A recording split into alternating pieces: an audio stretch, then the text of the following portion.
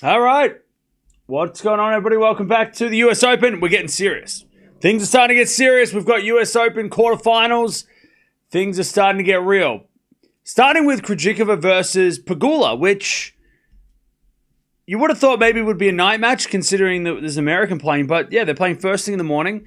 I guess because Sabalenka, of course, she's going to get the night session being the best player on the planet. But yeah, it's a banger to start. Today, on paper, there are no bad matches. There could be bad matches because we saw yesterday some of the great matches we expected were not great. So yeah, today's a big day. Big day. The gap between day and night session's terrible. It is now. Yeah, it wasn't. Again, I don't know why they're starting so early. Have they always started at like 11 a.m. in this? I don't know. I feel like it would have made more sense to start at 1 o'clock. But I guess maybe they might be able to put an extra match on if they need to. So, I don't know.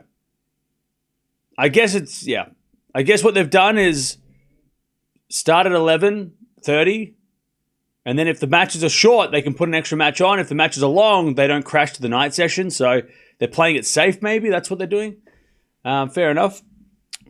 But it is a bit weird because, if these two matches are not long, then it's gonna be awkward.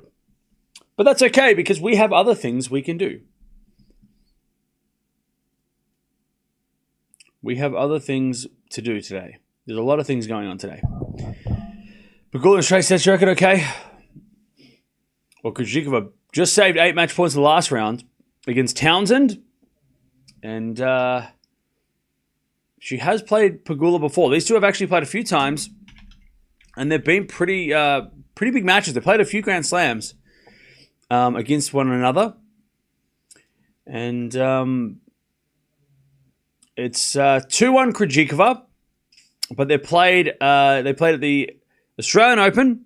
That was the first match they played back in 2023, and they also played last year's WTA Finals as well. So Pegula won the Australian Open matchup, and last year it was Krejcikova winning the WTA Finals match. So, yeah.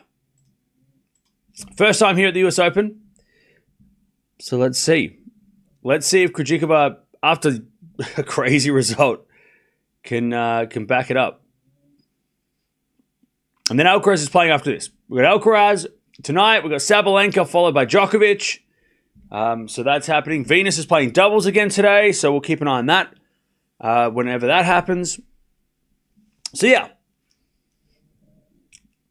Did they get Bublik's dead body off of the rash court yet? Yeah, they scraped him off the ground. And he is in recovery. But no, I'll tell you this. Bublik,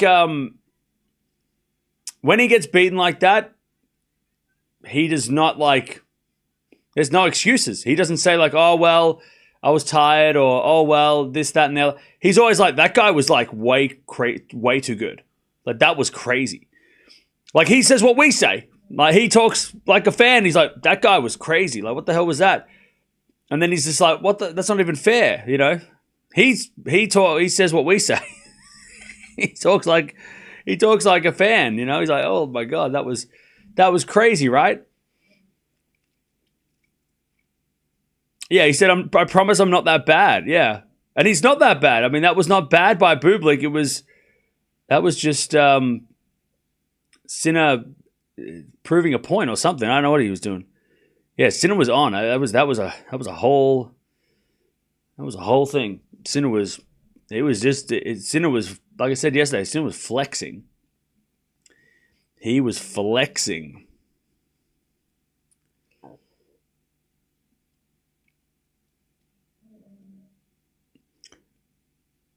Yeah, I nearly got him, guys. Yeah, that was funny at the French Open. And then he did get him. Maybe he needs to say it again. Bublik said AI. Yeah, Sinner is AI at times.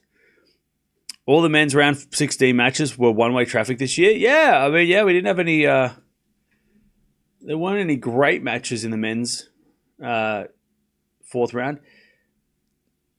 I guess most of the matches that like one of them was a 4-setter, which is kind of weird. And that was Marina Lehechka, which is one of the ones that, we didn't seem to watch. I mean, the match, I think the only matchup that was supposed to be better was the Bublik match against Sinner, right? Every other match was like, oh yeah, well, top players playing qualifiers. I mean, top 10 versus a quali in a 4th round, it's going to be straight sets, right? We haven't had a 5-setter since Bublik Paul, so it's been a couple of days. So yeah. And even on the women's side, though, I mean, on the women's side, we did have the Krejcikova Townsend match. Vondi versus Raducanu was a 3-set epic. The Mukova match yesterday was good, but yeah, other than that, I mean, again, it's a weird tournament because like there's still a lot of big names playing, and the lineup for the ladies is actually fire. But there were a lot of low-ranked players that got through. Buksha got through, Lee got through, Townsend got through. And then when they play the best players in the world, it doesn't always it's not necessarily close. But the lineup for the ladies. So this is what we've got. We've got Sabalenka, Vondrousova, Pegula, Krejcikova, Mukova, Osaka, Anisimova, and Swiatek. That is a good lineup. That is a very good lineup. All players that have been to the semis or beyond at a slam. Like, everyone's been to a semi-final. So there's no new people. There's no new first-time quarterfinalists. Everybody who's playing in the women's side has been here and done that. So it's going to make for a very interesting match. I think we've got 5 Grand Slam champions in the rounds as well. In fact, everybody's been to a final. Sorry, I forgot that Mukova made the final, the French ones. Everybody's been to a final of a Grand Slam in that lineup. That is crazy. When has that happened? Where we've got 8 quarterfinalists, everybody's been to the Slam final before. Crazy. Swiatek, Sabalenka, Vondrousova, Krejcikova, Osaka all have slams. Mukova and Anisimova have been there before, one-time finals. I mean, that's insane. That is a crazy lineup. 1988 was the last time that we had all the quarterfinalists in the Grand Slam finals before. I mean, that's awesome. So we couldn't have asked for it. I mean, maybe Gauff, but then what? You take out Osaka, you put in Gauff. That doesn't really change anything because, Osaka and Gauff have both got multiple slams. So it doesn't really upgrade or downgrade or anything like that, right? I mean, if you took like Mukova and Anisimova out and you replace them, but who do you replace? I mean, look, you put... If not Mukova, then what, Keys? Maybe put Keys there instead, and then you've got a better lineup. But then Mukova's more than capable. I think Anisimova, you can't really replace her with... Oh, maybe Kennan. You put Kennan in there, and then everyone's won a slam. But again, right now, Anisimova with what she's done over the last 12 months has been great. Maybe Keys instead of Mukova, but Mukova, I mean, she's played great here before. So, great lineup. So excited to see how these matches go. Hopefully they're all good matches. On the men's side, it's a little less... Actually, no, it's not even that. It's not even really. I mean, everybody's made the quarterfinals except, I think, Lehechka's the only first-time quarterfinalist. Oh, no, sorry. He made the quarterfinals of Australia a couple of years ago. I lie. Everybody on the men's side's made the quarterfinals of a slam before. Only a few of them have made the semis. Sinner, Musetti, Aliassime. Actually, no. Jeez. It's the same thing. Like, Fritz, I mean, geez, all these... Chat, this US Open's actually the first half of the tournament was a little bit dramatic and maybe not as interesting, but the second half of this tournament is getting really crazy. Yeah, Lehechka and Demonor are the only ones who haven't made the semis before. But they made the quarters, and Demonor's made multiple quarters. Musetti's made a semi. Djokovic, Alcaraz, Sinner obviously have won. Fritz has made a final. So yeah, FAA's made a semi. Pretty damn good. Anyways, 15 love. Pegula's serving first. I'm going to go Pegula in 3. But yeah, it's crazy. On 1981 was the last time we had all 8 quarterfinals have made a final before. That's crazy. That is so cool. I'm so excited for that. This is going to be... we're going to have to... If we don't get a good match from now on, I'm going to scream. Like, what the hell? It'd be crazy if we don't get a good match. Like, one good match in the quarterfinals. Every match should be good. 15-0. As Pegula comes to the net, and Krejcikova hits it wide on the passing shot. 30-15. Pegula doesn't have a champion mentality. Okay. Why? How? What do you mean? Explain yourself. 40-15.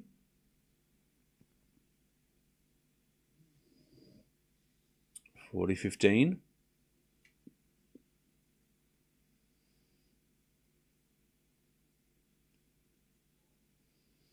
We got a fault second serve. Stepping away from my laptop. All right, no worries. Enjoy your day. There's a return. Goes to front of Pegula. Backhand at Krejcikova. Into the backhand of Pegula. Is Krejcikova forehand slice. Pegula gets it with a forehand cross court. Krejcikova gets it back. Pegula comes in with a volley winner. And it's 1-0 Pegula. What's going on from the Philippines? How you doing? All right. First game on the board for the defending finalist.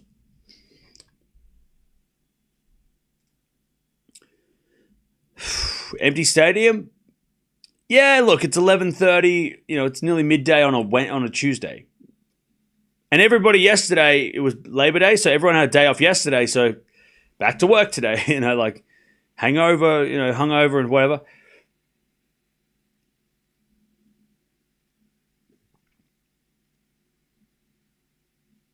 Oh, 1-0. Yeah, it's first thing in the morning on a weekday is a terrible time to be playing. Even if there's an American. I mean, what, you're going to take the day off? After you just had a day off, I'm sure your boss will love that. Oh, by the way, chat, exciting news. I went to the thrift and I secured the phone. It was there. It was sitting right there. When I walked in, it was right there, and I'm like, yes, yoink. The only problem was that the wheel wasn't working on it, but I took it apart, and I just fixed it up, so it works now. Or at least it the wheel on it turns around, so it works now. Love 15 is Krejcikova.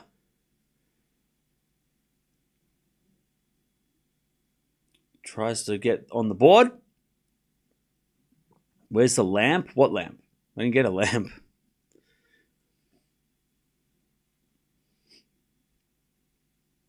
But yeah, so cool.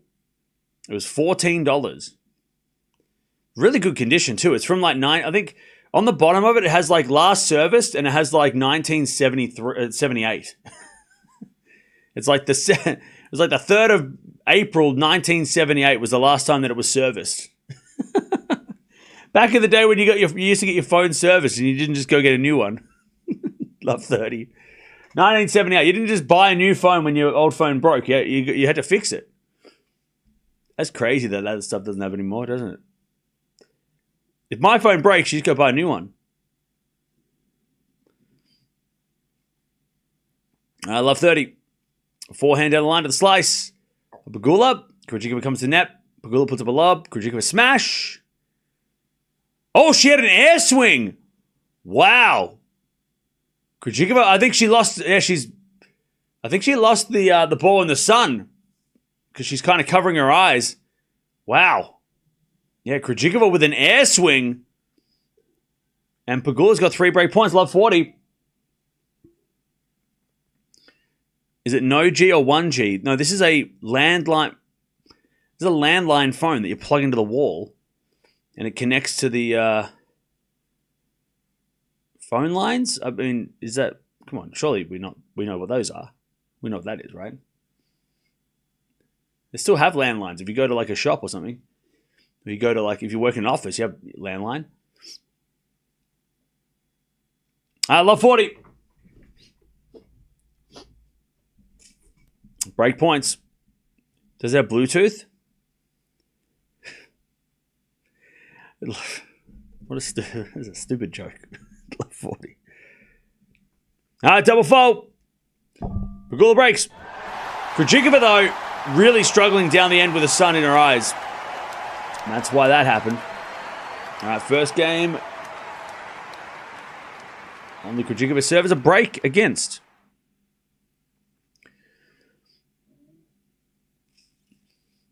My mum still has a landline, no cell service at her house. Fair enough. Yeah, I'm trying to hook up my because I bought a cool like early 90s landline. I just want to have one. I don't know, like I just want to have it so then it's an option. Also, so I don't get all these like random calls from like telemarketers on my phone, you know.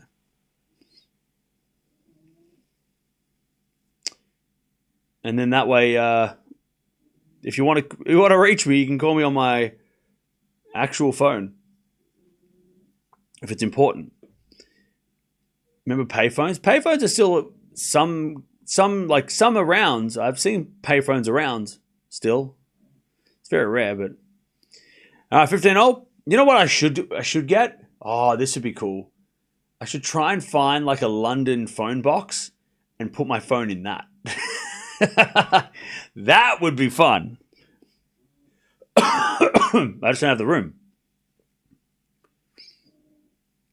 I just don't have the room for it, you know. 15-0. As we to serve.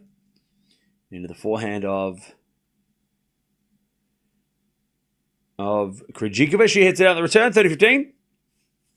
Yeah, get like the Doctor Who blue phone booth. Landline is good in an emergency when cells aren't working. Yeah, for sure. I still prefer landline when I'm in the office or at home. Yeah.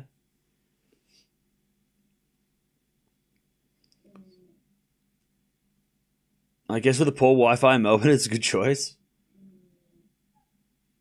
No, it's just cool to have, I think. It's just a cool... I mean, yeah, for an emergency, for sure, right? But I just think it looks cool. Anyway, it's 40-15.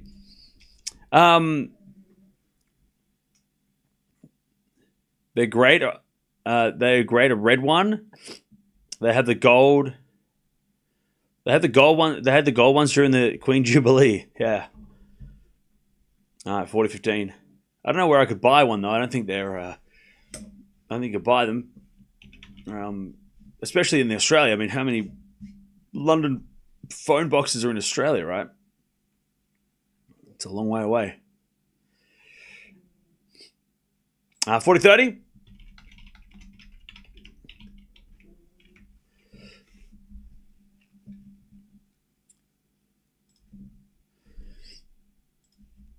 First serve is a fault. Second serve. As we had a forehand rally. And Pegula hits a winner. Inside out forehand winner. And it's 3-love. 3-0.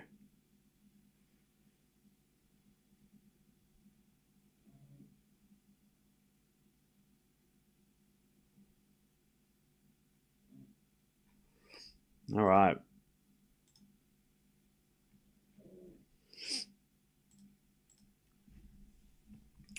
A lot of landlines are VoIP nowadays. Yeah, that's what I got to figure out how to do because that's the only way I'm going to get my phone to work.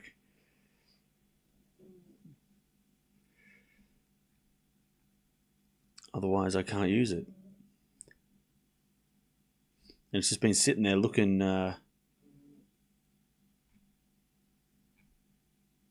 good.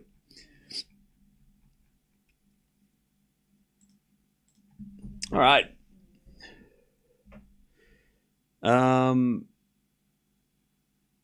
If there's no dial tone, you can also tap the holder a bit, like in the old film. Wait, what?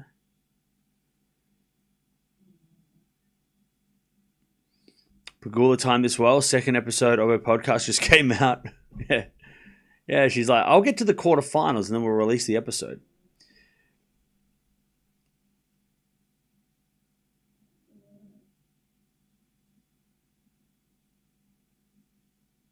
works like WhatsApp calling. Okay. Yeah, I got to look into it. I haven't had time. Yeah.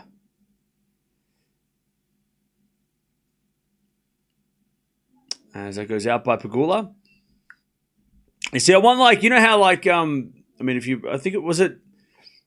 they had like the was in the 60s Batman where they had like the bat phone. And it was like a hotline to like if there was an emergency only. That's what I want. So then when there's like an emergency or when it's like something important, like, I don't know, whatever's important, that phone will ring. So when it rings, it's not just going to ring randomly. It's going to ring, so I'll have to answer it because it's important. Yeah, maybe I'll buy a Batman suit as well, and then we can, it could be the whole thing. 15 love. As Pegula gets a 15 all, that goes in the net from Krejcikova.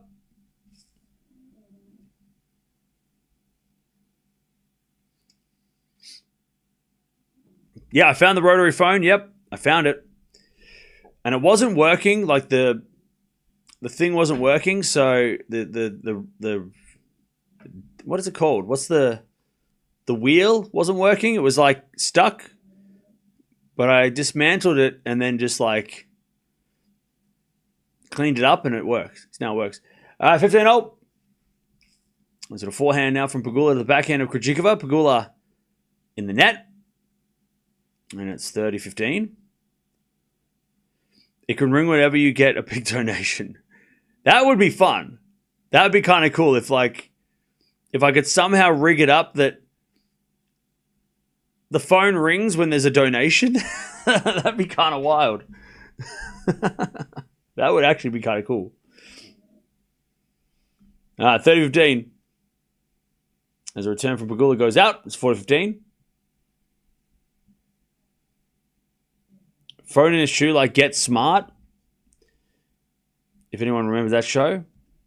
Yeah, I think you could just put like a cell phone, like just put this in your shoe and you could make it like, it wouldn't be that hard to do now. All right, first serve's a fault, second serve.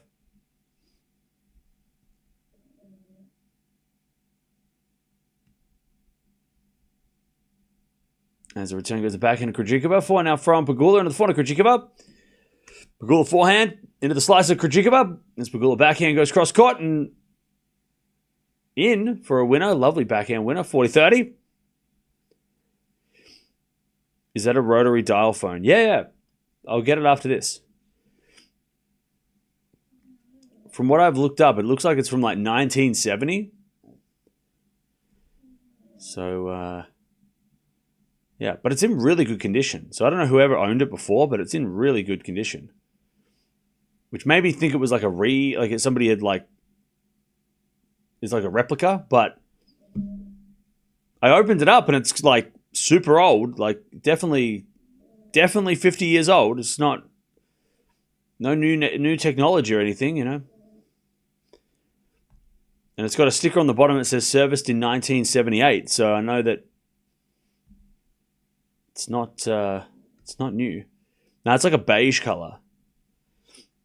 It's like a beige. It's got some discoloring though. Like it is definitely like, it's not perfect, but it's not like there's no chips or dents or anything, and it's in good condition, considering it's 50 years old. As we serve again into the backhand of Pegula. Krejcikova forehand on the stretch goes in that advantage. Pegula for the double break.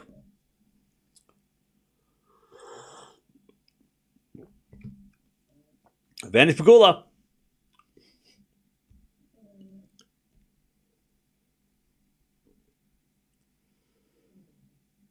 Advantage Pegula.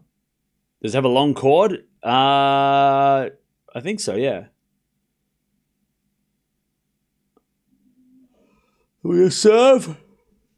Is it ace? All right, we're back to deuce.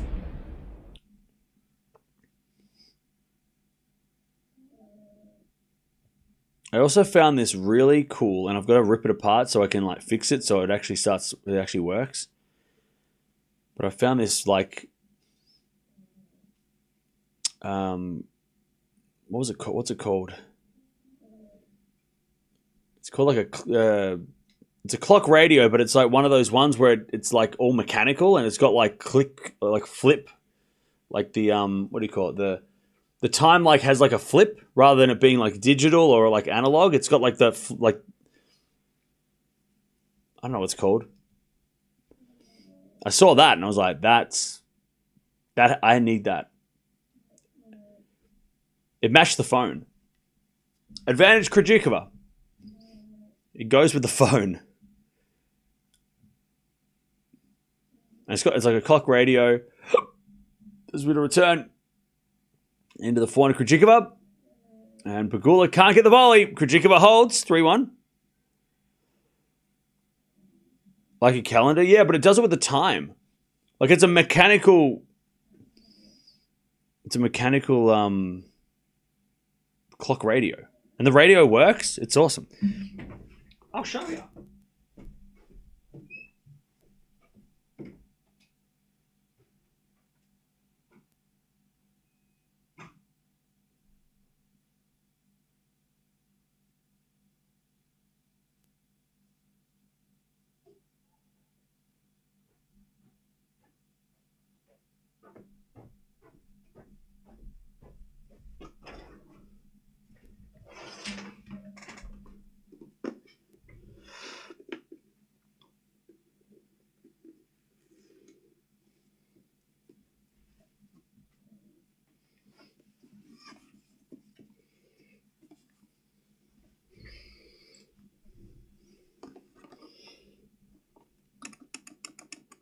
See? How cool is that?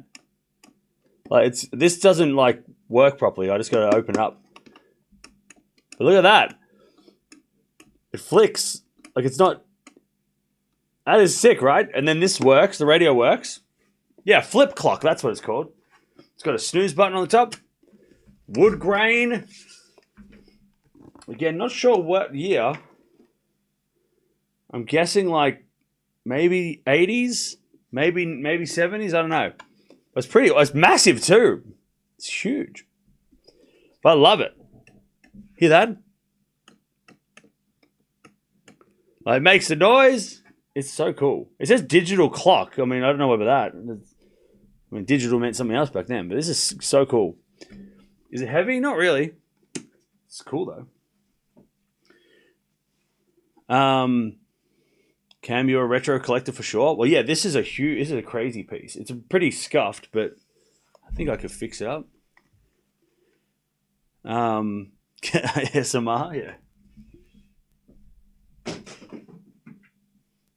But the radio works. The lights turn on. It's just that it doesn't, like, the mechanics of it are a little bit stuck. So if I can fix that, I think it's a radio, like an alarm as well. So it must it's an early clock radio.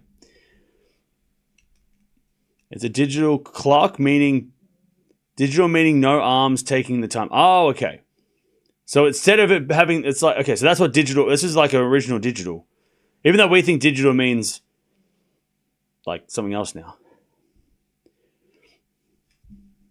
But yeah, that was when I saw that, I'm like, if it works, that's awesome.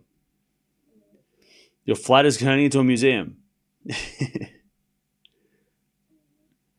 All right, 30-all. As we get nice 7-tee from Pegula. How about Cam's into vintage things? Oh, yeah, I love it. It's so cool. I mean, everything now is just like, so easy to, like, they're just like touch screens. It's like, okay. Like, that's like, so, like somebody had to build that. It's like, because the net from Pegula, from Krejcikova, and it's 4-3. Sorry, 4-1. Yeah, like somebody had to like, it's like so like, yeah. Whereas just like a piece of glass that you touch the screen and it like does things. It's like, oh, okay, that's kind of boring. And then there's this thing. Hear the noise? It's got 2 bells in it. Well, I mean, look, if you know what this phone, if you've had a phone like this before, you know. But when I opened it, it's got 2 bells in it. So when it rings, it actually like has ringing bells. It's not just like a speaker that's projecting a sound. It's like actual bells in it. But yeah, this wasn't working. But then I opened it up. I still got to clean it though. It's a little bit scuffed. But it's like really like it's like for 50 years old. It's pretty damn clean. Hello. It's got the cord. It's got like a weird like kind of speaker at the back. But you can just like grab that and just be like, it's for you. But yeah, on the bottom here it says here that it was serviced on the 25th of January 1978. There was a bell adjustment and assembly, and it was tested by MR. So there you go. Whoever that is. Shout out to MR. But yeah, the wheel was kind of getting stuck, so it would go like that, and then it would just stay. But now it's like, it's going back. It's not as good as, it's not going, maybe it's meant to be that slow, I don't know. It's not, I don't know, it's gone a little slow. Maybe I can speed it up.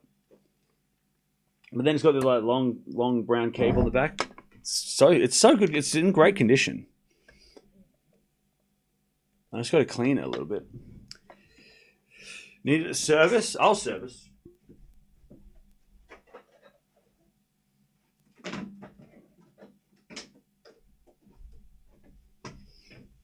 So it was a good day. Is it able to call? I don't know. I have to plug it in. But it just looks cool. All right, 15 love. As the return goes in from Pegula, the backhand slice of Krejcikova, volley Pegula. Krejcikova passing shot goes long. 15-all.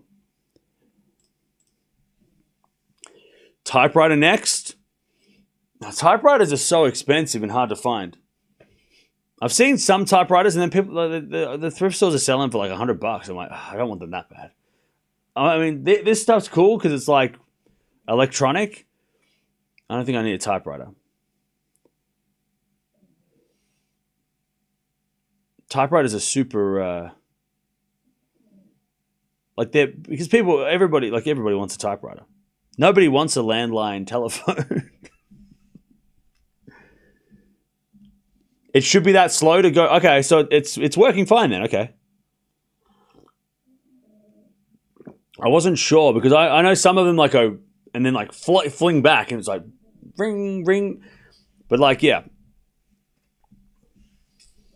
I wasn't sure if it was still like getting stuck. All right, good backhand winner there from Krejcikova. All right, 30-15. 30-15. We had a grey and green one of those rotary phones. My mom would listen in from her bedside if a boy called. It's funny. 30-15. Change your profession and sell? Why would I do that? All right. That goes to the net from Krejcikova. 30-0. Well, you don't like my commentary. Robin. Enjoying you. Love your pup, Mia. Hey, thank you, Robin, for the $2. Yeah, Mia's just chilling.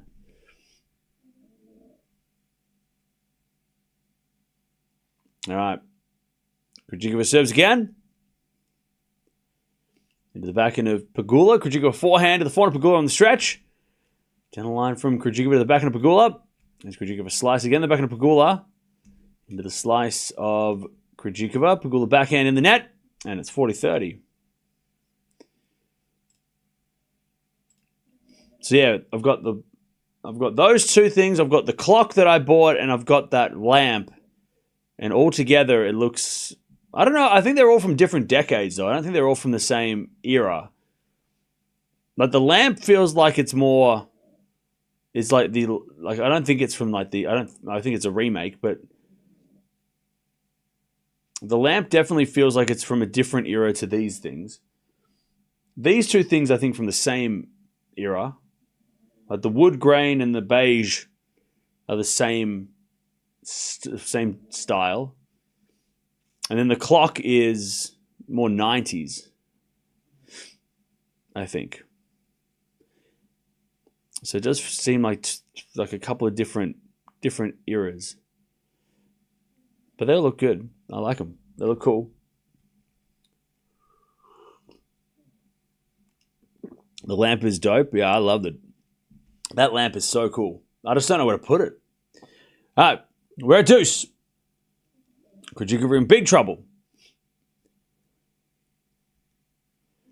Had one of those at home when I was about 10. We upgraded to a cordless one. It was really slow and kind of fun, but kind of fun to dial the number. Yeah. Yeah, when they got cordless phones and you just press the button, it was all over.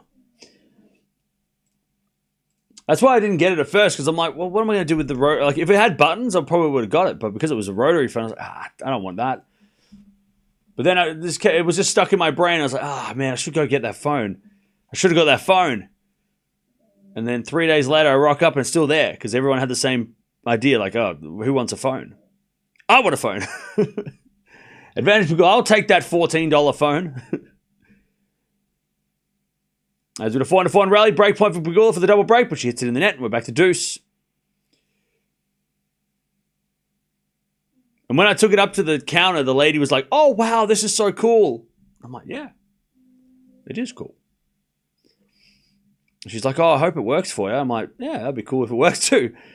I mean, it just looks cool. You can just put it on a shelf, and it's just like, just looks cool. You should collect old and vintage coins? Nah. That's a rabbit hole I don't want to go down. That's too involved. I'd rather just go to a thrift store and find like cool like antique stuff. Cool pieces that I can just hopefully use, you know. All right, advantage Krejcikova.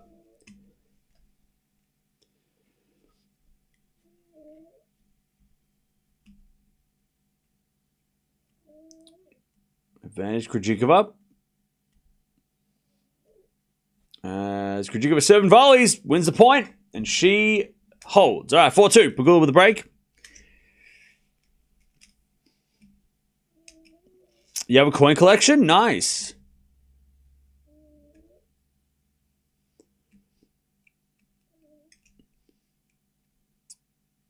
It'll look great on an accent side table. Well, yeah. Maybe I can put it next to my lamp when I find that my reading chair. Oh, that's actually a great idea. I just need to find I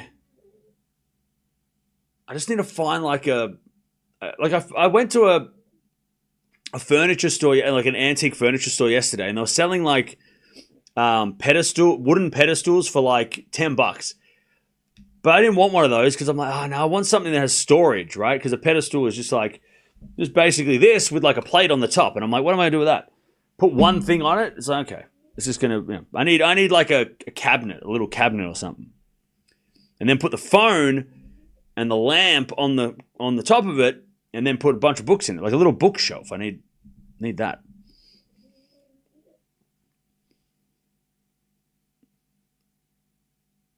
But I need a chair as well. I don't have a chair. All right. Love 15. As Krejcikova comes in with a volley. But it just goes long. And it's 15-0. 15-0.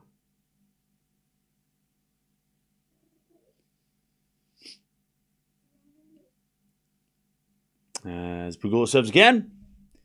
A fault. Second serve.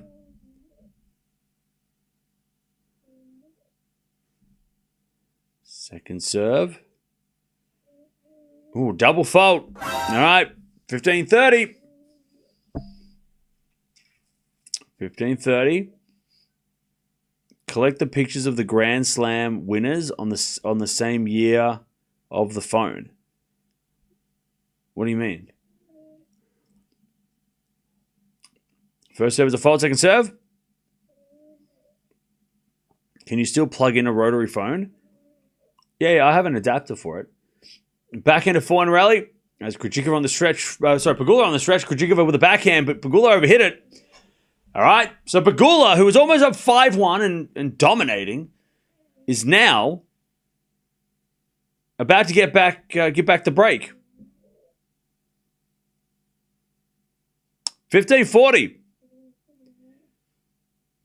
30 minutes played as we serve from Pegula. Krejcikova returns it into the back of Pegula. Pegula, and now we're back on serve. That is strange.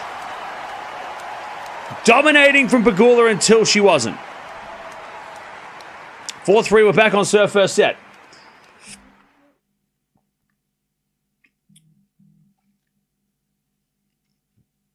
A disco ball and black velvet painting of tennis players could be fun addition. Yeah, but where would I get any of that? I know where I could get a disco ball. Where could I get a black velvet painting of a tennis player? Are they a thing? Do you have a link? Is somebody doing those? I don't know. Would I have to do make myself? Schedule's out for tomorrow. Thanks, Dutchie. I'm sure the schedule will be probably exactly what. I mean, at this point, I think. I mean, they're starting at the same time. Okay, so. Okay, interesting. I would have thought Swiatek and Anisimova at night, but they're putting Mukova or Osaka at night. Sinner Musetti are playing late night. If you're in Europe, if you're in America, it's just night. And then Demon or FAA first match. That's no surprise. That's probably the least out of all the matches. That's probably the least popular match. That's probably the word, right? Whereas it'd probably be the best match, but it'll be the least. It's the least popular match, so that's on first. But yeah, a little surprised. I mean, maybe Anisimova Swiatek wanted to play during the day, and they didn't want to play at night, and they had made the choice. But yeah, I would have thought that because unless they're trying to like tap into the Japanese audience who are waking up when that match starts with Osaka, maybe. But I would have thought Anisimova Swiatek would have been night session because of Anisimova. But I guess not. Anyways, we'll watch all of it anyway, so. You know me, chat. Doesn't matter what time the tennis is on, I'm here. I'm awake and somehow alive. It's 2 a.m, chat. I woke up today. I've been waking up the last couple of days at like midnight. I'm just being like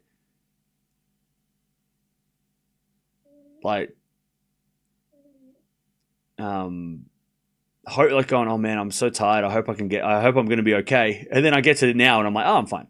It takes me an hour to wake up, but by the time I get to stream, I'm like, we're here. We're ready. Let's go. I think tomorrow is like the last time I'm going to have to wake up at that time though, because I think the rest of the tournament semi-finals are later. So, yay. All right. 15-all. 15-all. 34 minutes played. I don't know what I'm going to do after the US Open, though. I'm going to be waking up at midnight for no reason. I'll wake up and just be like, just start talking to myself. As the return goes into the forehand of Krejcikova. Krejcikova hits a wide down the line. 15-30. Chance for Pegula to get that break again. 15-30.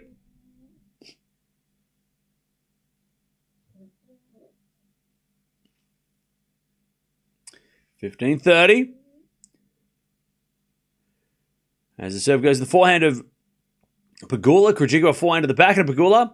As Krejcikova with a forehand down the middle. And that's a great winner from Big Four Barbora. 30-all. She wins this match, makes the semis. Big Four Barbora is definitely here. Winner of this match will take on the winner of tonight's match between Sabalenka and Vondrousova. It would. I mean, everybody probably wants to see maybe Sabalenka, Krejcikova. Then again, Sabalenka can beat both Pegula and Krejcikova a lot. She's played them a lot and she's won a lot. I kind of want to see. I mean, I picked Sabalenka to win the tournament, so I don't want to be wrong. But if I have to be wrong, Vondi versus Krejcikova is kind of interesting to me. You know, like the two Wimbledon champions going at it. Two unseeded players, but they're not unknown players, you know? Also, Vondi versus Pegula is kind of fire too. I mean, that's a rematch of Wimbledon a few years ago where Pegula had a chance to win and Vondi took it out and then went and won the tournament.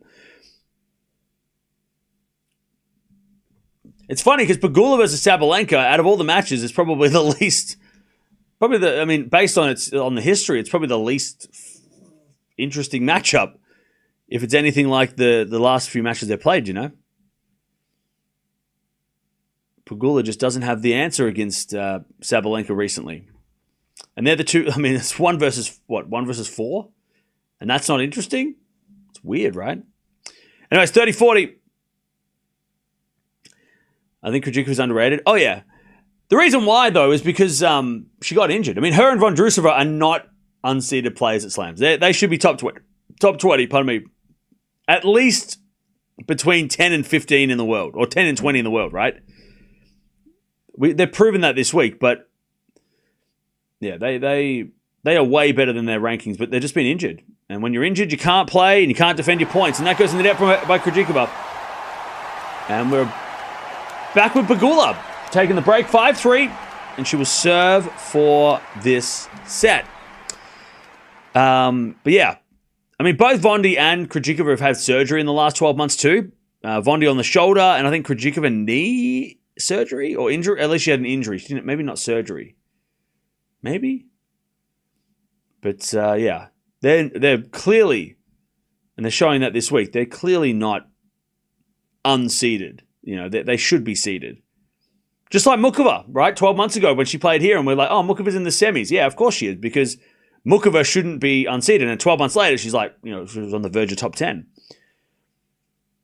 I mean, there was a time where Mukova, Krejcikova, and Vondi were all sort of floating around that top 20, right? Top 10. You know, they were all sort of in that mix, and they should be, because they're all very, very good. And they're all very dangerous. All right, Pegula, love 15. As the return goes out by Krejcikova, 15-all. Would love to see Vondi versus Krejcikova or versus Sabalenka match up in the final. Well, yeah, it'll have to be a semi-final. Again, like I said at the start of the stream, it's going to be very hard to find, like, to get a bad match, to make a bad matchup in the next couple of days, because every player in the quarterfinals on the women's side has made a Grand Slam final. So, I mean, like, how do you make a bad match? I mean, you could probably make a bad match if you tried, but all the matches going forward, have potential of, like, you know, match of the tournament, right? It's going to be hard to beat Krejcikova and Townsend, but there's potential. 15-30. 15-30. Krejcikova looking to break back. As the return goes in from Krejcikova to the forehand of Pegula. Krejcikova slice. Down the line. Pegula gets there with the backhand. Into the backhand of Krejcikova. Pegula backhand again. Then backhand of Krejcikova. As Pegula hits a forehand cross court. Krejcikova doing a lot of running. And eventually in the net with a forehand. It's 30-all. 30-all.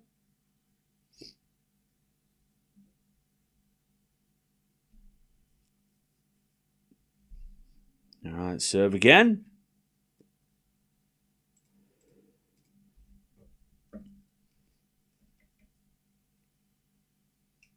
As the return goes into the forehand of Pegula. Oh, what a cross-court winner by Pegula. All right. That's a way to set up set point. 40-30. Great shot, Pegula. Cross-court winner. What a great angle, too. What an angle. 40-30. Pegula to take the first set. Serving to the back of Krejcikova, back into Pegula, into the forehand of Krejcikova. She hits it long, and Pegula gets a set. It was a weird set. Could have been easier for Pegula, but she gets it anyway, so who cares? All right, 6-3. Love the way you speak about players because most tennis fans have object permanence, but you remember players who have done something. I'm so confused. I don't know what that means. I'm an idiot. What's you gotta have to explain what that means? What's object permanence mean? The understanding that objects and people continue to exist when they cannot be seen, heard, or touched. I don't think that's... maybe I Googled the wrong thing. Is the understanding that whether an object can be sensed has no effect on whether it exists. I have no idea what you... I'm not smart enough to understand what you mean.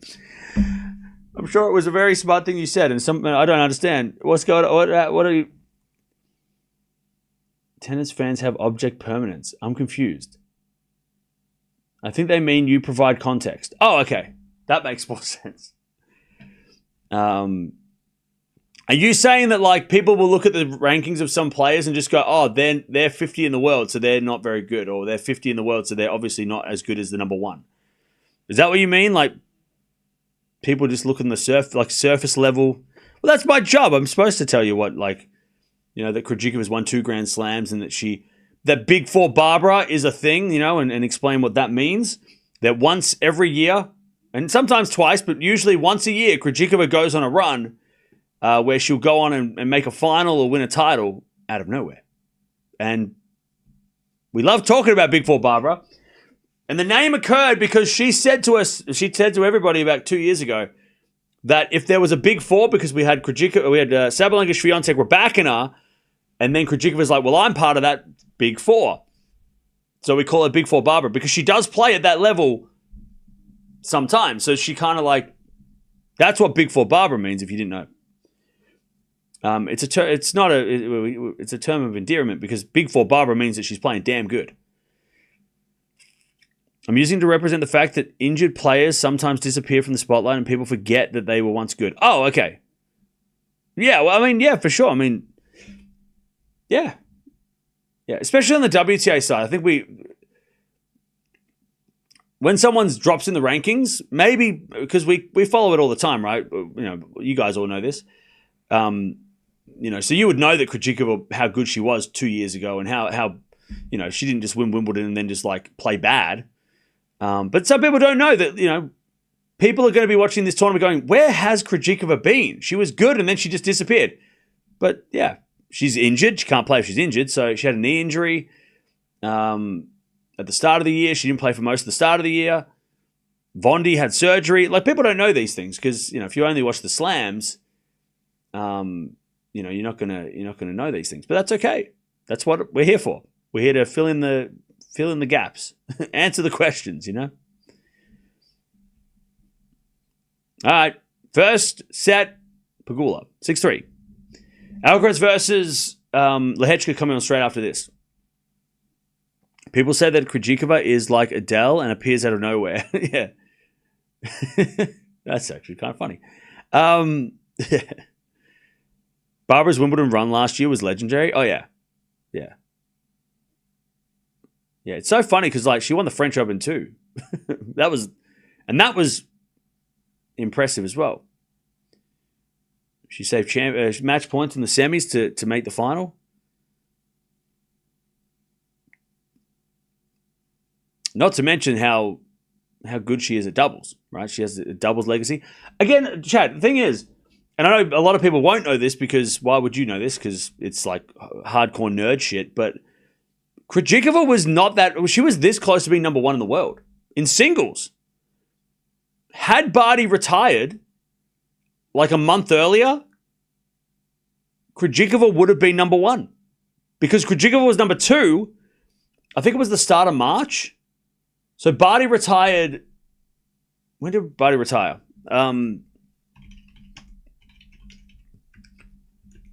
So Barty retired in March of 2022, right? And then Swiatek then won the Sunshine Double, and that's how and then Barty dropped out the rankings because she dropped points from Miami the year before, right? Had Barty have pulled out or retired after the Australian Open, because the only reason, and again, context, right? Barty, love 40. We'll get to that in a second. Love 40. Krejcikova in trouble again. Double fault. She's really struggling with the sun down the far end. That hat ain't working. Love 40. Yeah, she's throwing the ball up and catching it. Krejcikova is having a bad time of it down the sun. Serve is a fault. Second serve. Second serve. Into the backhand Pegula. Return goes down the line for a winner. And Krejcikova didn't even move. One love. So at the start of 2022, Krejcikova was number 2 and Barty was number 1, right? Barty was supposed to play the Billie Jean King Cup in Australia, and then she was going to retire. But, and again, chat, wild story. Then what happens is, obviously, the war in Ukraine starts. Tennis and sports in general made a point that, okay, no Russian or Belarusian team sports are being played. So what happened was Belarus and Russia got kicked out of the Billie Jean King Cup, which gave Australia a bye into the finals. So then Australia didn't play their first round. I think they were supposed to play Belarus as well. I can't remember exactly. But either way, they were supposed to play. And then they went, oh, well, no, Australia can just play the finals at the end of the year. Who cares? We're not going to replace a team last minute. Whatever. So Australia go to the final, and Barty can't have a goodbye party. So Barty then retires at the start of March and saying that the Australian Open win was her last match, right? Had she have known that was going to happen, right, then Barty would have retired in Australia at the end of January. Krejcikova, being number 2 at the time, would have taken the mantle in February as number 1 before Swiatek went on her run, right? So it was this close for Krejcikova to be number 1. If Barty had just retired after the Australian Open instead of waiting a month for the Billie Jean King Cup, which didn't end up happening, Krejcikova could have been number 1 for like a week or 2 weeks, but it still would have happened. But instead, what happened was Barty was going to have a goodbye party at the Billie Jean King Cup. That doesn't happen. Barty announces her retirement before in March, and then Swiatek takes the mantle, and the rest is history. 15-0.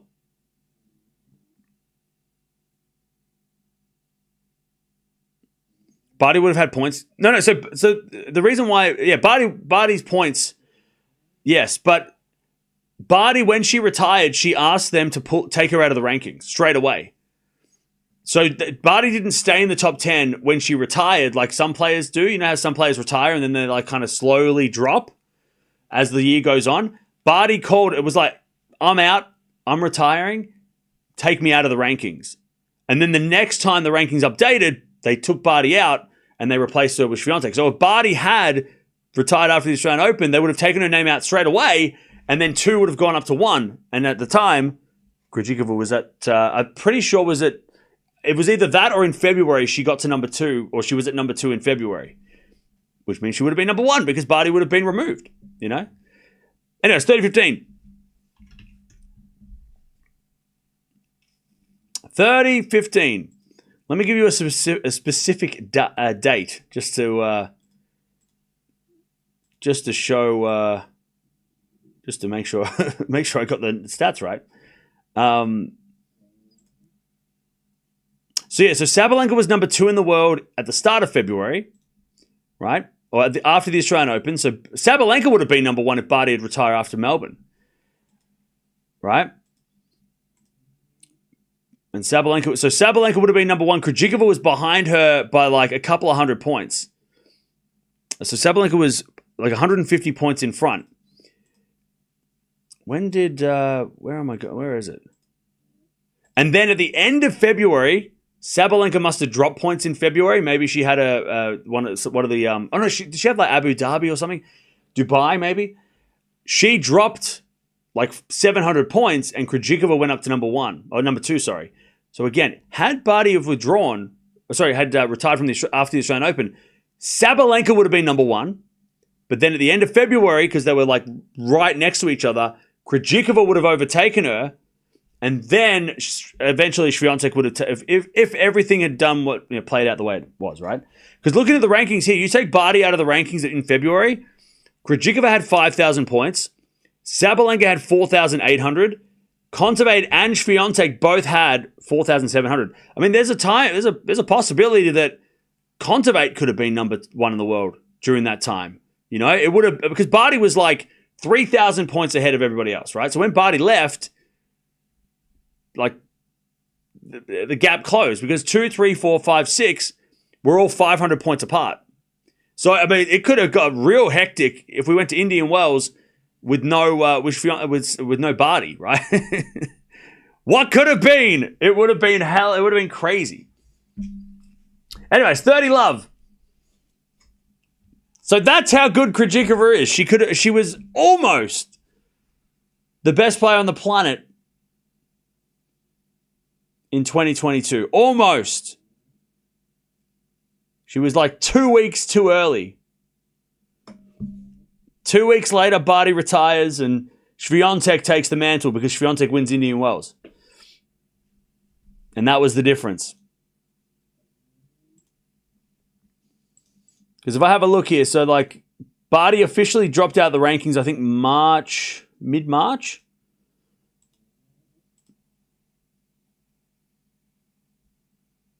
I think.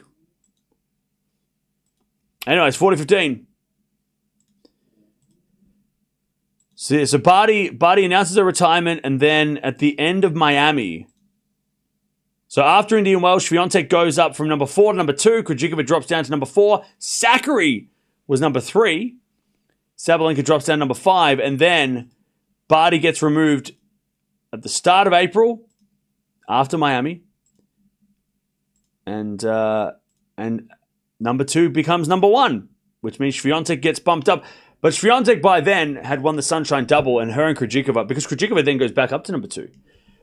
She was so far ahead of Krejcikova after the Sunshine Double at that point, Swiatek, that Big 4 Barbara was never going to make number 1 at that point. But again, this close. Anyways, 40-30.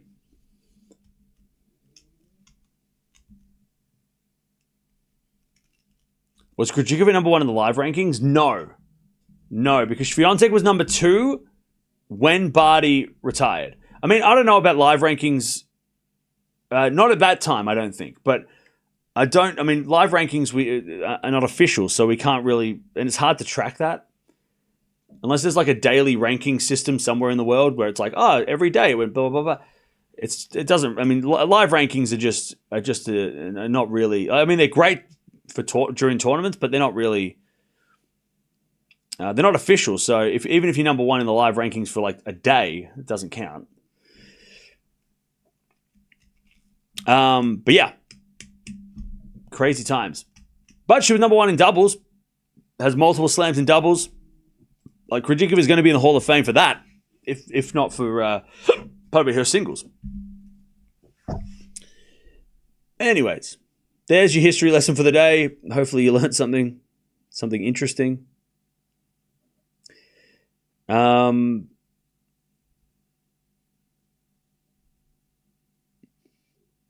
right.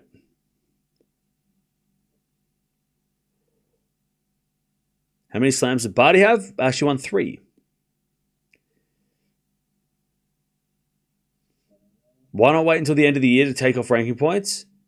I don't know. They just this is just the way they do it. There's probably a reason why, but they do.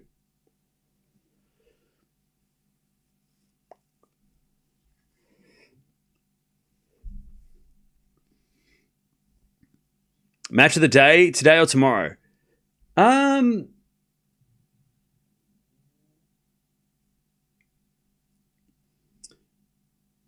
don't know. I got a feeling that Fritz Djokovic is going to be 5 sets. I said that in the preview. I think Fritz Djokovic might be match of the day. I think Alcaraz will probably win in maybe 4. I don't think Lehechka. We've seen Lehechka play in the. Lehechka's always it sucks because we've watched him a lot and he's really, really good. But he never plays his best in the big matches. Over the last couple of years, there's been some times where he's made Lehechka's look great, And then he plays Djokovic in the fourth round and just looks terrible. So I don't know. I hope that Lehechka's better today, but maybe nerves get him or something, or lack of experience at this stage. But I don't think he beats Alcaraz. But I think Fritz and Nole right now is such an interesting match. I know 10-0 is the head-to-head, but if you remember when they played in Australia last year, when Djokovic was still very much, like he was coming off that 2023 season, right? As Pegula hits a volley winner and it's 30-love. Fritz, at that time, I think was 8-0, right? Hadn't had a shot. Fritz was, that first set, if Fritz wins that first set, he won the second, he would have been up 2-0, and then Djokovic would have had to come back from 2 sets down, and that would have been fun. But Fritz was playing so good in that match, and Djokovic was still Djokovic that we all, not the Djokovic now where we're like, oh man, he's not the same. He was like Novak Djokovic, the greatest player of all time, playing. I think he was still number one. Was he number one still in Australia in 24? I think he was. Or at least like number two, or maybe number two. Coming off the ATP finals the year before. He won 3 out of the 4 slams the year before. And then obviously lost to Sinner the next round where Sinner just looked like some other guy, some crazy guy. But yeah, Novak was number one. Yeah, Fritz looked so good in that match. And since then, Djokovic has not been consistently at that level. So they did play in Shanghai last year and Fritz got lost in straights again. But I feel like that was more of a mental loss. Like Fritz going, oh, I've never beaten this guy. But I think now, nearly 12 months after that match, I mean, Fritz has got to think that he's got every chance of winning today. Unless Djokovic does what Sinner did and just turn it up. And then we go, oh, well, Novak. But I don't know. I think it could be 5. I think Fritz has got a good opportunity to make it a match. 40-30, by the way.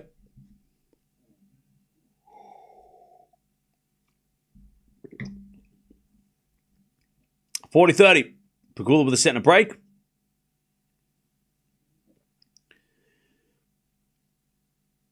Wait, so Swiatek is already better than Barty because she has 6 slams? Yeah. Swiatek's better than Barty. Or at least has had a better career. I don't know if better player, but I mean Swiatek's got the win, so you have to say yes. Anyways, that goes the net from Pegula and it's deuce.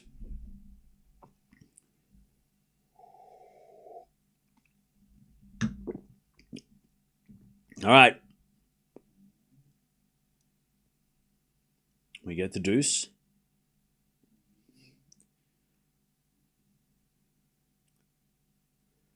As Pegula serves. Into the backhand of Krejcikova. Backhand from Pegula into the forehand of Krejcikova. Sliced. The backhand of Pegula. Krejcikova slices it again. Down the line as Pegula goes again to the backhand of Krejcikova. He's got a backhand now. As Pegula goes to the forehand of Krejcikova. Krejcikova pushes it wide. Advantage. Pegula.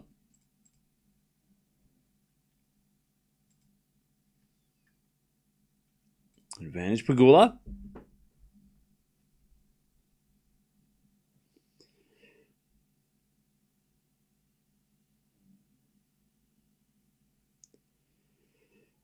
Now we had a fault. Second serve.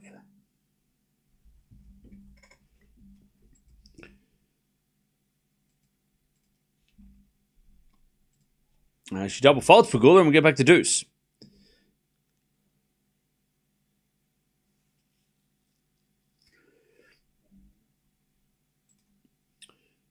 Right.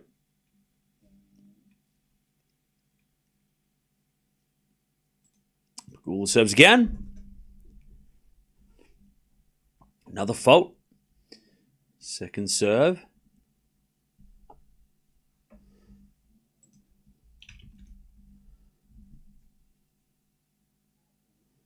Another double fault. All right, advantage Krejcikova to get back on serve.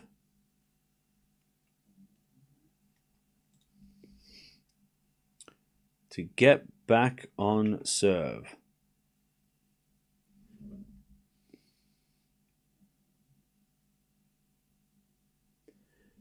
There's a bit of slice there for Krejcikova. It's a drop shot. Pegula gets it with a slice backhand cross court.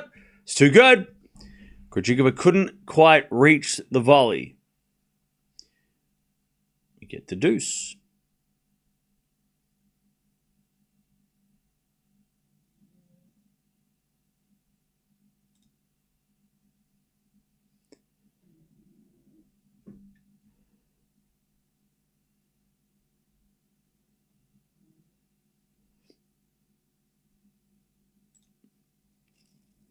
All right, deuce.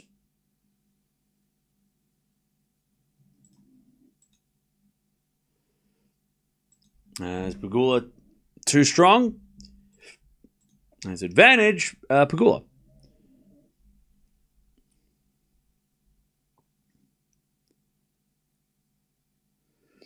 As Pegula serves again. Into the back in Krejcikova.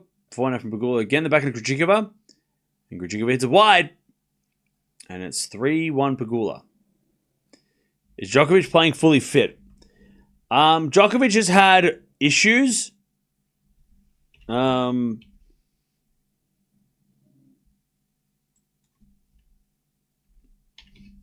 I don't think that, I mean, they're not injuries. At least they don't seem like injuries. You know, they seem more just like lack of match play sort of things, you know?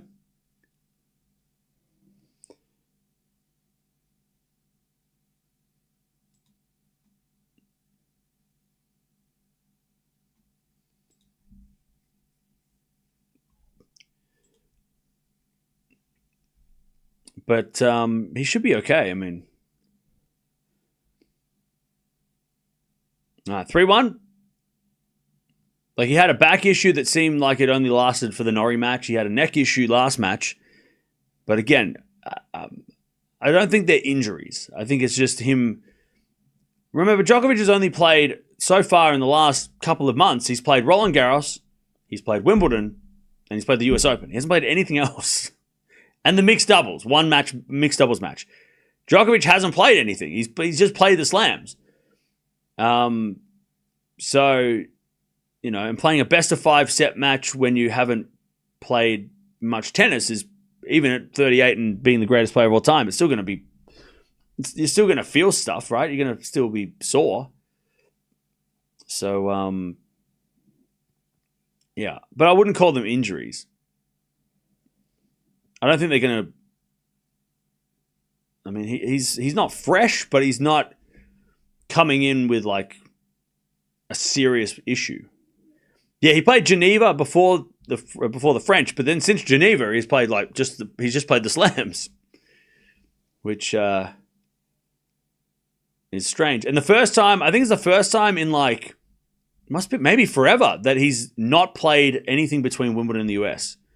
Because last year he played the Olympics, the year before that he played Cincy, and I'm sure before that he played Cincinnati and Canada as much as he could, right? So it's probably the first time in his career that he's come in here with no tennis since Wimbledon. 15:30. If I have a look at the last, was there any times when he didn't play anything? So yeah, Olympics last year. He played Cincinnati in 23. He couldn't play the US Open 22, remember? He played Tokyo Olympics before the US Open in 21, after Wimbledon. 15:30. As a backhand rally. Krejcikova in the net, 15:40. Chance for a double break here. Pegula. And then, of course, so 2019 he played Cincinnati and then played the US Open. 2018 he played Canada and Cincinnati between Wimbledon and the US. 2016 he played Canada and Rio. And he didn't play in the US Open in 2017. 30-40. 2015 he played the Masters. And the thing, it's funny because, yeah, okay, Djokovic is 38 and he's trying to preserve himself. That's why he's not playing Canada since he. But it's funny because when Nadal and Federer were there, he played them. So maybe part of it's like, yeah, I want to keep fresh, or I don't want to risk getting injured at those tournaments, but also he's probably like, well, I've won them, and the guys that were like I was competing against for the most 1000s, for the Canadian Opens, for the Cincinnatis, they're gone. So I don't have any reason to go play them. Federer's not there, no Nadal, who cares? So he's probably a bit of like that as well. As that goes wide by Pegula and it's deuce. Yeah, okay, Alcaraz and Sinner, but I think he's not interested in competing with them for records because they're nowhere near his records.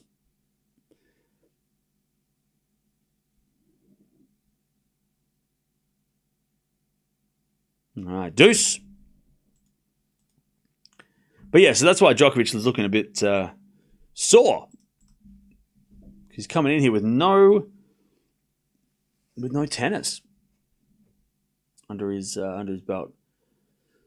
As a return goes in to the forehand of Krejcikova, and she hits it wide. All right, advantage Pegula to take the double break.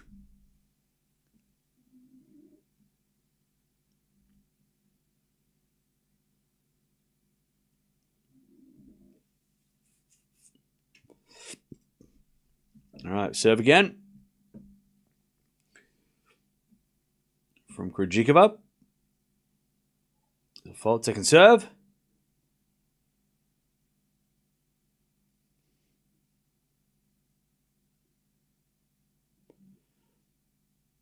Serve to the forehand of Pegula. Forehand from Krejcikova. Goes long. There it is. Double break, 4-1. He wants that 25th slam. I gotta be honest, I don't think he wants 25. 25 would be nice, but I don't think he cares as much as his people think people care. I think has he ever specifically said, like, is there a quote of Djokovic saying, I want 25? Because he's got the record on the men's, right? And people get shitty when we compare him to Margaret Court because it's like, you can't compare that. Okay, well then fine, he's got the record. Why does he need 25 then? He's got the record. But I've never heard Djokovic say, I want 25. He says, I want to play for Slams and Davis Cup. That's all I want to play for. But I've never heard him say specifically, I want 25. I think it would be nice for him. It's a good, but I think I've never heard him say it either. Yeah. 25 is, yeah. Obviously, he cares about winning slams, right? That's why he keeps playing, right? He said that. He said, I'm competing at slams and Davis Cup. I'm not playing anything else. I don't care about anything else. But saying, I want 25, I don't think I've ever heard him say that. But all these fans are like, he wants 25. That's why he's motivated. It's like, he doesn't look like he's that motivated at times. Again, I think 25 would be nice. Again, he doesn't need 25 though, right? He's got the record. He's the best of all time. Like, what's 25 going to do? It's just going to be it's going to overtake Margaret Court. But whenever we mention Margaret Court, people get angry because he can't compare the two. So then he's got more than anybody else. Why does he need 25? What's the difference? 24, 25, he's still got the most, right? He wants 30. I mean, I don't think I've ever heard him say that either. Again, I think, and it's great that the fans are like, yeah, we want him to do this. But I don't think it's different between the fans wanting him to get 25 because that's a great number, and undeniable then because anyone who brings up Margaret Court in a court of law as a debate can't do that now because 25 is more than 24. So maybe some of the hardcore fans are like, yeah, we can. If anybody comes up with Margaret Court's name, we can shut that down. And when you want to fight on Twitter or whatever. But I don't think I've ever heard him say, I want 25. He's always said, I want the record, but he's got the record. So whenever someone's like, he wants 25, I'm like, has he said that? Because I haven't heard him say that. Maybe he has, and I haven't seen it. I think 25 would be nice. I think he's probably like, well, if I got another one, that'd be great. And I'm playing for the slams. That's why that's the only reason he's playing.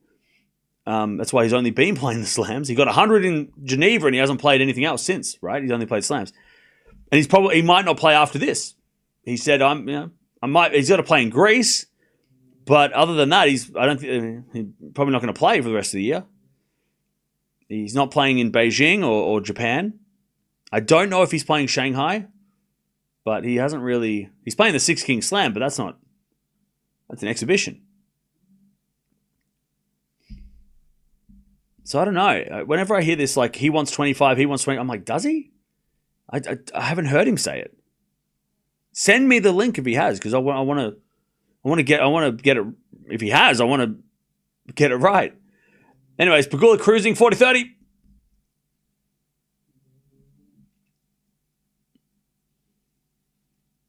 Serving to the forehand, Krejcikova return is a winner. Drop shot winner that she accidentally shanked and says sorry. All right, 40-30.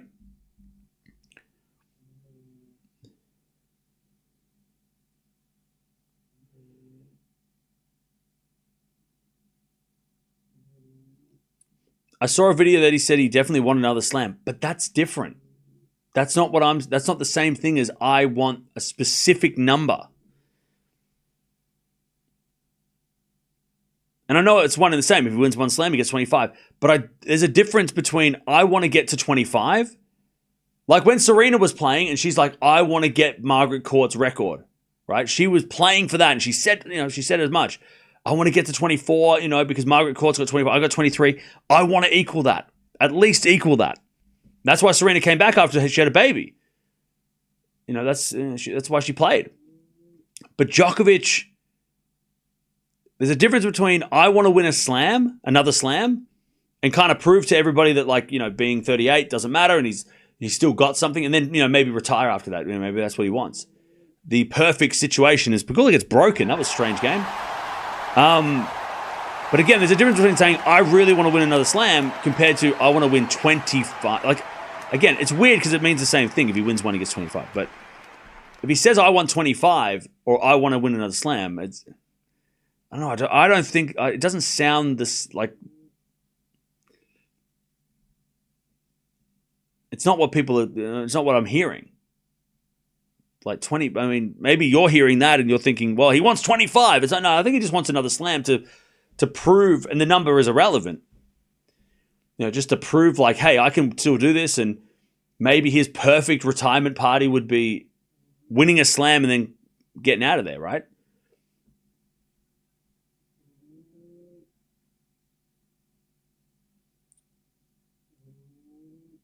All right, 15 love. Thanks for doing the night shift. No worries. Sorry that we're not focusing on this match as much as we should. We'll talk about Djokovic later when we watch him, maybe. Anyway, slice from Krejcikova. That goes wide, 15-all. This match has been pretty one-sided. Pegula's been in control for the most part. I mean, she's been in the lead for the entire match.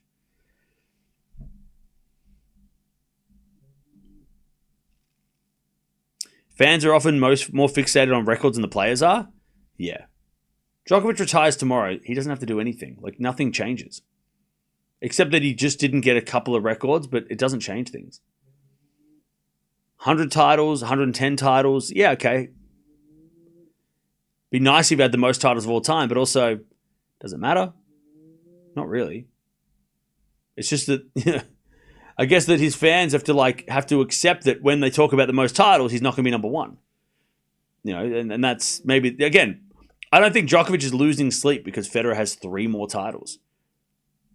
Maybe some of his fans are like, oh, that Federer, he's got more Wimbledons, but Djokovic has more everything else. So, I mean, he's got more weeks at number one. There's so many records that he's got over Federer. Why would you be upset by one, that Federer has 1 record over him? Or 2. Doesn't mean he's not the greatest, Still the greatest. Undeniable. 4 more slams is a lot. Even if he has 3 less titles in the overall, 4 more slams, that's what matters, That matters way more.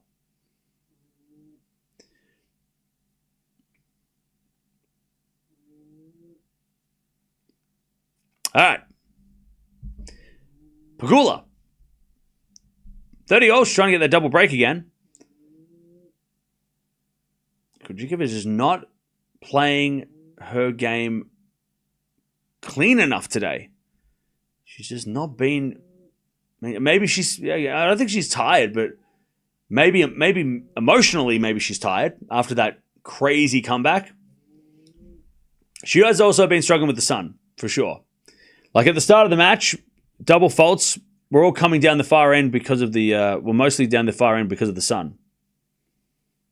Your dog snoring loud? Yeah, that's, yep, I can't help that. That's just what's up. First serve is a fault, 40-30. Second serve.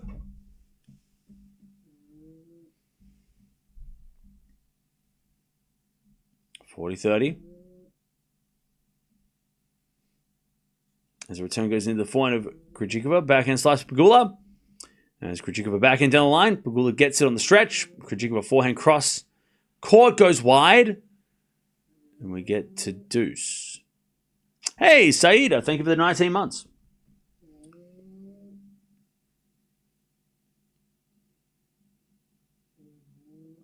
All right, deuce.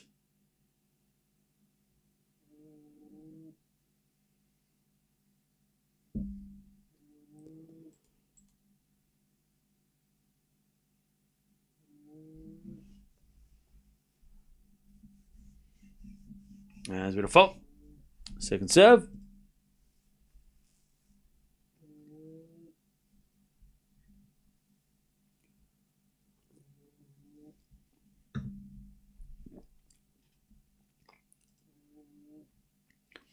Second serve.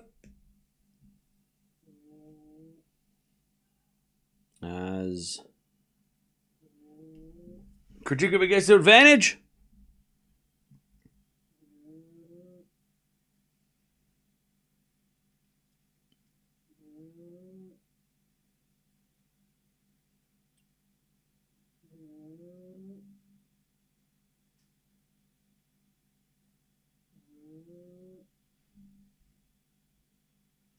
An advantage Krejcikova to stay close. As the return goes in the front of Krejcikova. And Pegula can't get that. All right, 4-3. Pegula with the break in the second.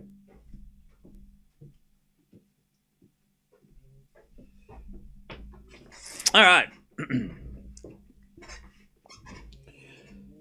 All right.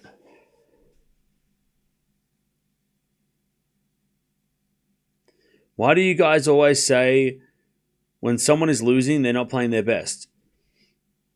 Yeah, I know. A lot of people, that seems to be like, I mean, that's every time someone's losing, the first question that comes up is, are they injured? But that's because that just is a normal reaction because it's surprising that they're losing, right? I mean, yesterday when Bublik was getting whooped, it was like, we know how good Sinner can be, but it was the first thing was Bublik, maybe he's tired. So no, Sinner was actually really, really good. Bublik was like slightly tired, but Sinner was on another level. I think it's just like the general response. It's always, well, what's the person losing must have something wrong, right? So no, they're fine. It's just they're getting outplayed. Consider beat Djokovic's record. What record? Which one? Which record? You got to be more specific. Djokovic has so many records.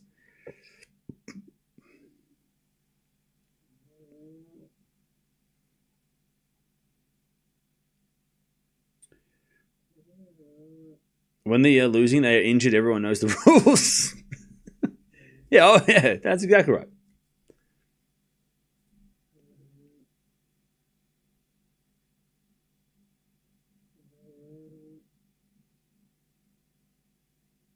All right. Pegula still got the break here. 4-3. As the return goes into the backhand of Pegula. Backhand out from Krejcikova sliced. Into the slice of Pegula. Backhand Krejcikova sliced again. To the backhand of Pegula. It's Krejcikova backhand again. Into the backhand of Pegula. Krejcikova sliced forehand on the stretch. And Pegula backhand. Into the backhand of Krejcikova. And Krejcikova in the net. That's 15-love. Chad, I just had a thought because somebody said, can Sinner get to GOAT status and take Djokovic's GOAT status? I think no. But it just got me thinking. I know it's probably not a bad thing if we have Sinner Alcaraz dominate. I don't think it will happen, but I think there'll be chances for others, and others will, I don't think it will be like the golden GOAT generation when, we had 3 guys winning everything, and then once every 5 years or once every 2-3 years, somebody else would win one, right? I don't think that's going to happen. I think there'll be opportunities for more, and that Sinner and Alcaraz dominate now, but in 2 years, 3 years, somebody else is other players are going to win. And I think that's better for the game, to be honest. But what if the Sinner and Alcaraz did dominate and nobody got near them and they won all the slams? Do you think that, do you think that's good for tennis? Is that a good thing for the sport? If coming off a generation where for 20 years, 3 guys took everything, and then we go to another generation where 10 more years, 2 guys win everything else, and it's like, so 5 guys over 30 years took everything. And you're like, yeah, okay, they left some crumbs for Cilic and Delpo and Stan, and, Medvedev's got one, a team got one. But is that good if we have, it's fun now, right? It's fun to watch, but when they play each other. But I don't know, is it good for the sport if Alcaraz and Sinner dominate like the GOATs did? Because I don't think the GOAT generation, it's as great as it was, it's kind of, I think it wasn't great. It wasn't great for the sport because when they weren't playing, nobody cared as much. And they played everything, all the major tournaments. So it was always just like, well, I guess we're just going to wait for the semis now. And nobody would care about you played Djokovic in the first round, nobody gave a shit. Maybe that'd be an interesting 4th round, maybe, but I don't know if that's good if we have that again. It's 5-3 Pegula. I don't think we will have that again. I think there's going to be guys that are going to level up because Alcaraz and Sinner are great and they're so much better than everyone else now. But I think there's going to be an opportunity. Other players are going to level up. It's not going to be a 2-horse race for the entire, decade. There's going to be other players, but I don't know.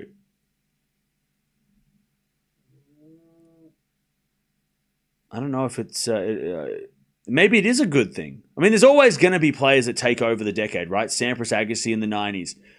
Before that you had like McEnroe and Becker and Edberg had their time, right? And they all took over, and you had obviously the GOATs in the last 20 years. But so Sinner and Alcaraz are definitely this decade's, next decade probably as well, going to be the guys that lead the pack. But I don't want to see them just win everything. I want to see other guys win stuff. Because we already did that. We already saw 3 guys take everything, and when one person would win one thing once, we were like, wow, that was great. And then it wouldn't happen for another 3 years. I want to see a bit more variety. Anyways, it was just an interesting question. Because, if Sinner and Alcaraz dominate the decade, then they're going to get a lot of slams, and they're going to get to close to the 3 best of all time. But I don't think that's going to happen, and I don't think they're going to take. Yeah, it makes it too predictable. Exactly. We're already at that point now where we're kind of just like, can we watch the final now? Like, can we just watch Sinner? And I love that match, but it makes for like a really boring 14 days before that match, right? As that forehand goes cross court for a win at Pegula, it's 30-0. Just like it did with the GOATs. If you remember watching tennis 10 years ago, even, probably maybe more like 5-6 years ago, 7 years ago, it was like, okay, well, Djokovic and Federer in the same half, they'll play in the semis, and then Nadal will make the final. And you just kind of, and yeah, Andy Murray was there too, but Murray in the late 2010s was injured, right? And you just kind of was just waiting for them to play. You just didn't want to watch. And when they played everyone else, they kicked their ass. So it was like, yeah, maybe they'd play a 5-setter once every now and again, but I don't know. It's just a weird. I don't want to.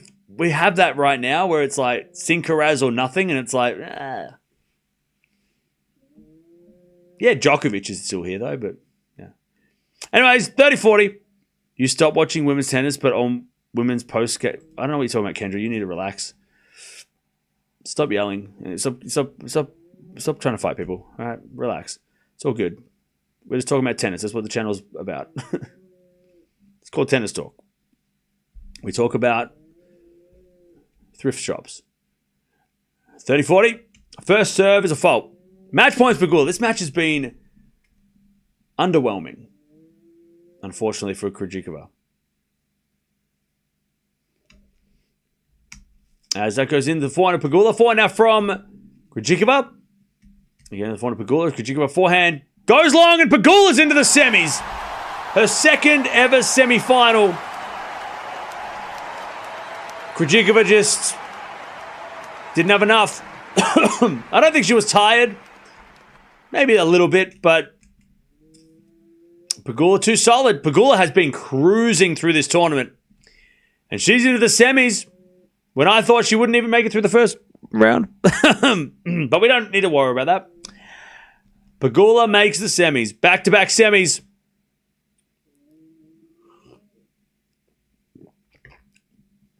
Back-to-back semis.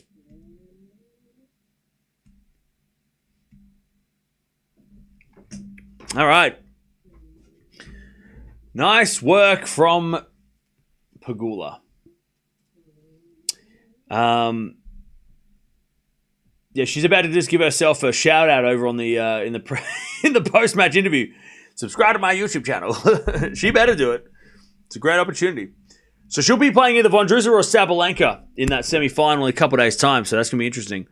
Barbora didn't show up today. Yeah. She looked a little bit flat. You know, again, maybe because of the epic win that she had against Townsend. Maybe that was, okay, fatigue and, but also maybe emotional, like an emotional letdown as well, because it was a pretty crazy thing. But Pegula just too solid. Pegula's been great all week.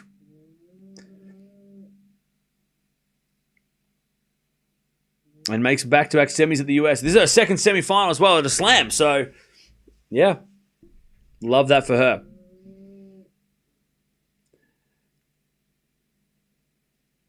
Probably one of the most intense matches she could have played in that last round. Yeah.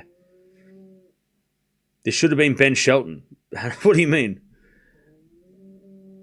Is Pegula the best current WTA player not to have a slam? Yeah. I think so. I mean, who else is there? You've got, Zhang.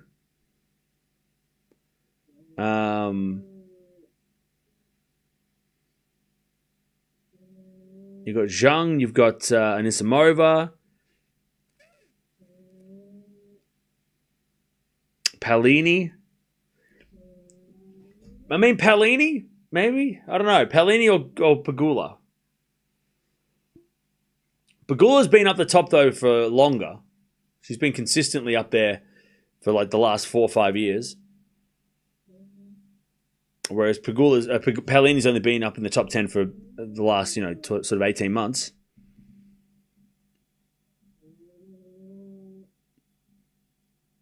Andreeva? Yeah, I think maybe. I mean, but I think the thing is, Andreeva's got time. We think, it's the players that we're like, are they going to win one? Whereas Andreeva, we're kind of like, yeah, she'll win one, right?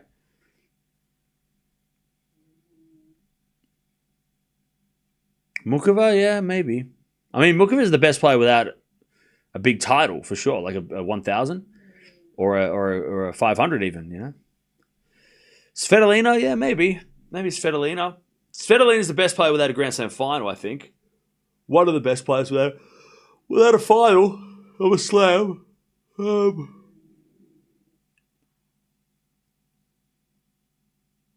Yeah, Andreeva's new, so it's those players that have been around for a while that were like, the ones that we don't know if they're going to win one. So Zhang might not be in that level. She might be. We think Zhang's going to win one, right? Anyways, let's get to our second match, which is Alcaraz taking on Lehechka. That is coming up now. So I'll send you over there. and we're going to get that party started. But pretty cruisy start to the day with Pegula getting through in straight sets. Very straightforward. And she is into the semifinals of the US Open again. And I regret doubting her. That is my bad. It was either picking her or Andreeva, and I went Andreeva. My bad. I'll learn from that. I'm going to go with the experienced player next time. I'm never going to doubt Pegula ever again. 6-3, 6-3. She's into the semis. We'll find out later tonight who she's going to play. Alga's coming up next.